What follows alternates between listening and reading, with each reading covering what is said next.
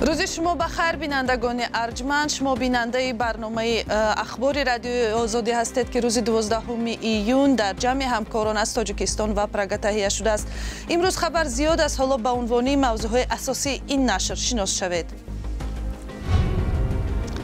در محله اهالی نشینی شهر احمدآباد هندوستان یک هواپیمای مسافربر با 242 سرنشین و عضو اکیپاژ سقوط کرد. مقامات گفتند بسیاری ها کشته شدند. وزیر کارهای داخلی ولادیمیر کالاکولتسف گفت مهاجرانی که برای روسیه فایده نمی‌آورند باید از خاک این کشور خارج کرده شوند. جنگ اوکراین از صدها هزار نفر را بدبخت و بی‌خانمان کرد، ولی سابق پرزیدنت روسیه در 3 سال جنگ صدها میلیون دلار فایده مالی برداشته است. و خبر را از فاجعه در فرودگاه هند شروع میکنیم. امروز هواپیمای مسافربری که باید از شهر احمدآباد هند به شهر لندن بریتانیا پرواز میکرد چند دقیقه بعد بلند شدن به هوا به یک محله اهالی نشین افتاد و آتش گرفت. در داخل هواپیما 242 سرنشین از جمله 11 کودک هم بود. احتمالاً شمار قربانیان خیلی زیاد است. خدمات اضطراری یاری رسان در جای حادثه کار میکنند. نخست وزیران هند و بریتانیا این حادثه را پیگیری دارند. درباره جزئیات این حادثه همکارم اسکندر خواجه میرزاده گزارش میدهد. فاجعه نصف روزی 12 ایون روی داد. بوینگ 787 دریملاینر شرکت هوایی ایر ایندیا چند دقیقه بعد بلند شدن به هوا سقوط کرد. به اطلاع پلیس و وزیر بهداشت هندوستان بسیار آدمان کشته شدند. قرار بود هواپیما به فرودگاه گاتویکی شهر لندن پرواز میکرد، ولی در یک محله اهالی نشین به زمین افتاد. یک مقام بلندپایه پلیس هندوستان گفت هواپیما بالای بینای افتاد که آن را خوابگاه طبیبان مینامند و تخمینا 80% محل سقوط هواپیما الکی سنجیده شده است. در میان 242 مسافر 11 نفرشان کودک بودند، میگوید خبرگزاری ریترز. شرکت ایر ایندیا گفت از میان آنها 169 مسافر شهروند هندوستان، 53 نفر از بریتانیا، 7 نفر از پرتغالیا و 1 نفر از کانادا بوده است. سامانه فلایت رادار می نویسد هواپیمای افتاده نوعی نوترین هواپیمای بوینگ 787 دریملاینر می باشد که مسافربری زمانوی دانسته می شود. شرکت هوایی ایر ایندیا در شبکه اجتماعی ایکس نوشت که حالا با آموزش حادثه و جزئیات آن مشغول است. مجروحان را به بیمارخانه های نزدیکترین انتقال می دهند، می گوید این شرکت.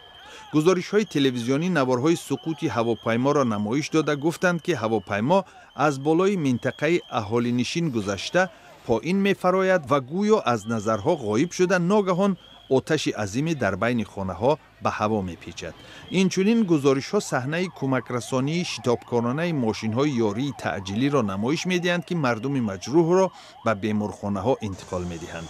ریتر نوشته است که هواپیما ساعت 13:39 روز 12 ایون به حرکت درآمد و چند لحظه بعد از داخل آن به فرودگاه صدای میدی آمد که معنایش حالت اضطراری می باشد. ولی بعد این کسی از خلبانها جواب نداد. شرکت بوینگ گفت که درباره فاجعه خبر دارد و برای دریافت معلومات بیشتر تلاش خواهد کرد. وزیر کارهای داخلی ولادیمیر کالاکولتسف گفت مهاجرانی که به روسیه فایده نمی‌آورند لازم نیستند. کالاکولتسف این حرفها را در جلسه معرفی رهبران منطقوی پلیس در باشقردستان، چووشه و ورونیش بیان کرده است. او گفت خارجی هایی که کار را از دست داده و یا از دانشگاه اخراج شده اند، آنهایی که سنجش داکتیلوسکوپی را نگذشته و زبان روسی را نمی آموزند و به جامعه روسیه فایده نآورده اند، باید به گفته او روسیه را ترک کنند. این اظهارات در حال است که بعد حمله به کراکو سیتی هال در سال گذشته و متهم شدن اساساً شهروندان تاجیکستان در صادر کردن آن فشار بالای مهاجران کاری شدت گرفت. علاوه به حمله های لفظی مقامداران و تصمیم گیرنده های سطحی بالا در ساحه مهاجرت در روسیه در بیش از 1 سال گذشته دهها قانون سرکوبگر و پایمال کننده حقوق کارگران خارجی قبول شد و دهها هزار نفر از خاک روسیه اخراج شدند.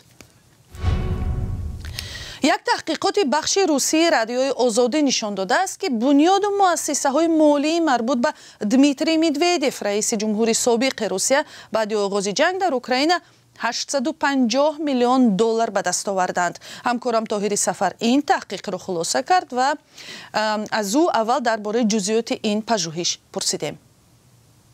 وقتی جنگ اوکراین شروع شد، دمیتری مدودوف محبوبیت زیادی در بین مردم نداشت. بعدی که از مقام پرزیدنتی رفت و ولادیمیر پوتین برگشت، او را یک آدم بدبخت لقب دادند. ولی بعد آغاز جنگ در اوکراین او در تلگرام کانالی نوی باز کرد و آن را به منبری تنقید غرب تبدیل داد.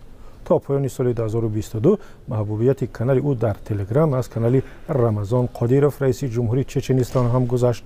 بعد از این در کرمل هم برای او مقام‌های نو ساختند. معاون اولی رئیس کمیسیون نظامی و صنعتی تابع پرزیدنت و مسئول مذاکره‌ها با چین تعیین شد.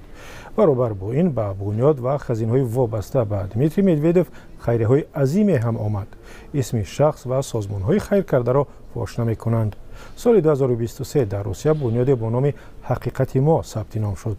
هدف آن گویا یاری به ارتش روسیه و ساکنان منطقه‌های اوکراین بود است که در آن جایها به گفته مقامات روسیه عملیات ویژه جنگی ادامه دارد. در این بنیاد خودی مدودوف و پسرش ایلیا مدودوف هم سهم دارند. شریک حقیقت ما کارخانه استحصال شراب ساحل کوهی می باشد که در ساحل بحر سیاه جایگیر است و مدودوف آن را نظارت می کند. در شهر اناپا شرکتی دیگری با نام فین کانسالتینگ است که مالک آسایشگاه با حشمت شینگری می باشد. و سوال دیگر از همکارم این بود که درباره مالکیت خود دمیتری مدودوف خرج و خراجات زندگیش چه جزئیاتی تازه به دست آوردند؟ درباره میل مدودوف به ثروت و زندگی با حشمت هنوز الکسی ناوالنی از سیاستمداران شناخته و فوتیده روسیه نقل کرده بود. در تحقیقات در سال 2017 تیم ناوالنی چند خانه با حشمت مدودوف را در شهر سوچی و محله روبلوفکای مسکو آشکار کرده بود. گیورگی البوروف یکی از پژوهشگران حساب کرده است که برای تامین و نگهداری این همه مالکیت سال نه کمتر از 3.5 میلیارد روبل و یا بیش از 44 میلیون دلار لازم می شود. محققان معلوم کردند در دوره جنگ در اوکراین هم ثروت بنیادی نیوسکی زیاد شد که این بنیاد را هم از آن دمیتری مدودوف می دانند. اوگوست سال 2023 یک بنای 2 آشانه در دهه کاماروو در کنار سنت پتربورگ را با بنیاد نیوسکی دادند. زمان پرزیدنتیش مدودوف می‌خواست محض در همین دهه برای خود آسایشگاه نوی بسازد. پول ساختمان انشاءات را گازپروم پرداخت کرده است. محققان معلوم کردند که در دوره جنگ در اوکراین بنیادهای وابسته به مدودوف صاحب آسایشگاه‌های نو و تاکزاری در مساحت 5 گیگتر شدند. تعداد کشتی‌های او هم افزوده صاحب یک بنیاد سرمایه‌گذاری هم شده است. مدیریت بنیادهایش را مدودوف 60 ساله به همسبقان و خویشاوندانش باور کرده است و یکی از آنها دمیتری گیورگیفی 42 ساله می باشد که او نیز در یک شرکت ثروتمند سهم داشته است. تشکر همکارم طاهری سفر. نتیجه های یک پژوهش درباره ثروت و مالکیت دمیتری مدودوف رئیس جمهوری سابق روسیه را خلاصه میکرد. تحقیق کامل را در این باره میتوانید در وبسایت azadi.org بخوانید. و برنامه رو پی میگیریم. روز پنجشنبه کشور عمان اعلام کرد که یک شنبه 15 ایون در شهر مسقط دور نوبتی گفت و شنید هسته‌ای امریکا و ایران دایر خواهد شد. در دور پیشتر هیئت تهران پیشنهادهای واشنگتن را رد کرده و از خاورمیانه را به طور جدی پرشدت نمود. همکارم میرزا نبی خالقزاد موضوع را پیگیری میکند. ایالات متحده امریکا نمایندگانش را از خاورمیانه بیرون میکشد. 11 ایون دیپارتمنت دولتی با اشاره به تهدید امنیتی اعلام کرد که بعضی کارمندان سفارت امریکا در بغداد فوراً به مکان امن انتقال داده می شوند. خود ما آنها را کوچاندیم زیرا منطقه می تواند ناامن شود. می بینیم چی می شود. ما آگاه کردیم که خارج می شویم. حالا ببینیم که چه اتفاق می افتد. خبرگزاری ریترز گزارش می‌دهد که ایالات متحده آمریکا به کوچانیدن بعضی کارمندان سفارتش در بغداد آمادگی می‌گیرد. همچنان در شرایط افزایش تهدیدهای امنیتی، واشنگتن به اعضای عائله‌های نظامیان آمریکایی مستقر در خاورمیانه و از جمله در عراق، کویت، قطر، بحرین و امارات متحده عرب دستور داده است که از این منطقه خارج شوند.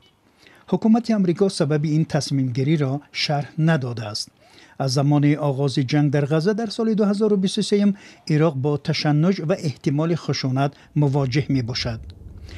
گروه‌های نیمه نظامی رو به ایران بارها به پایگاه‌های نظامی آمریکایی در عراق حمله کردند، هرچند که در دوام یک سال گذشته وضع به طور نظررس آرام بوده است. بر علاوه این خبر با بنبست در مذاکرات هسته‌ای آمریکا و ایران همزمان آمده است. روز چهارشنبه در این باره خبرنگاران از دونالد ترامپ سوال کردند. آنها یعنی ایران نباید به سلاح هسته‌ای دسترسی پیدا کند. خیلی ساده.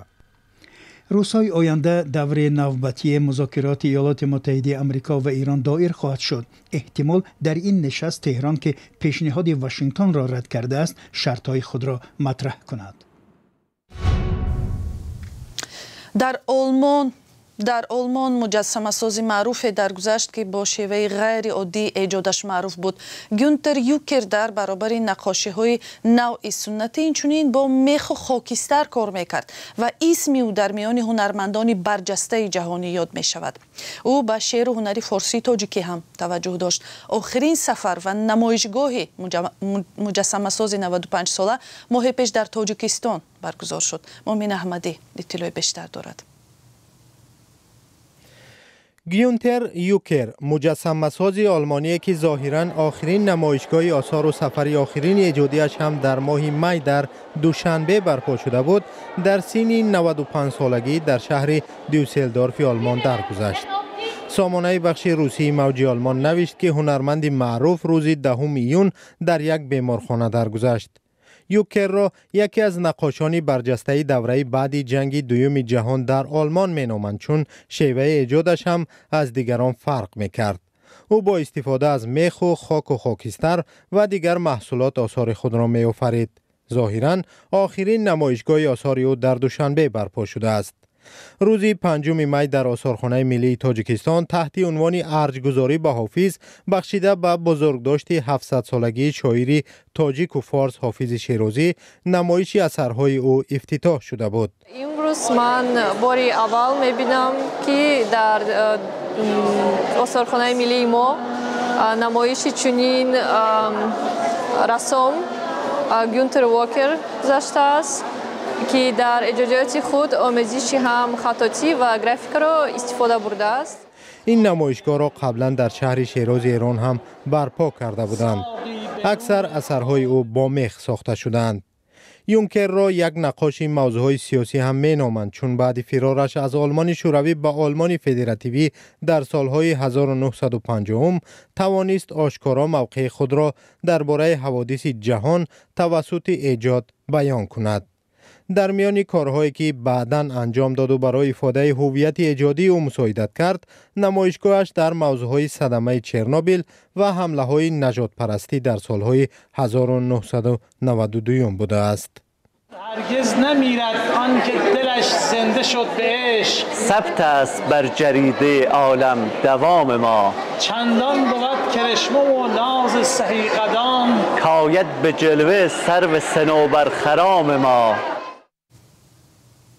در همینجا برنامه امروزه به پایان میرسد. سپاسگزاریم که تا این لحظه ها با ما بودید. بینندگان عزیز، برای خبر و گزارش های بیشتر به سامانه رادیوی آزادی، صحیفه های اجتماعی ما در فیسبوک و تلگرام، یوتیوب و اینستاگرام و ایکس و تیک تاک مراجعت کنید.